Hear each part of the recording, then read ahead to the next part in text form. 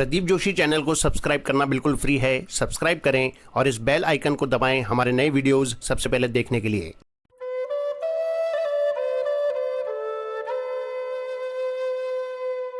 स्वामी रामसुखदास जी महाराज को शत शत नमन।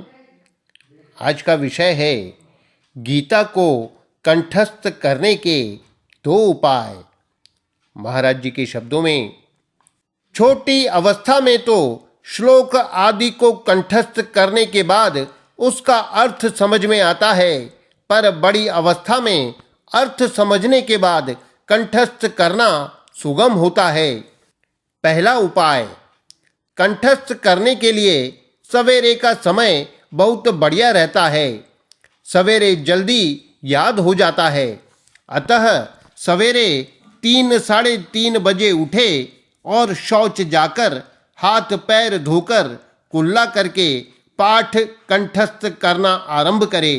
जैसे श्लोक याद करने के लिए पहले श्लोक का प्रथम चरण याद करे। जब वह याद हो जाए तब दूसरा चरण याद करे। जब वह याद हो जाए तब प्रथम और द्वितीय चरण एक साथ बिना पुस्तक कंठस्थ कर ले। इसी तरह श्लोक का तीसरा चरण और चौथा चरण याद करे। जब वह याद हो जाए तब तीसरा और चौथा चरण एक साथ बिना पुस्तक कंठस्थ कर ले। फिर पूरा श्लोक बिना पुस्तक कंठस्थ कर ले। इसके बाद दूसरा श्लोक उपयुक्त विधि से याद करे। फिर पहला और दूसरा श्लोक बिना पुस्तक कंठस्थ कर ले।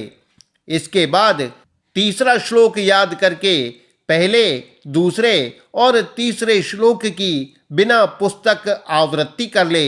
इस प्रकार जितने श्लोक याद करने हों उपयुक्त विधि से याद करके छोड़ दे। फिर रात में सोते समय उन श्लोकों का एक बार बिना पुस्तक पाठ कर ले और सो जाए।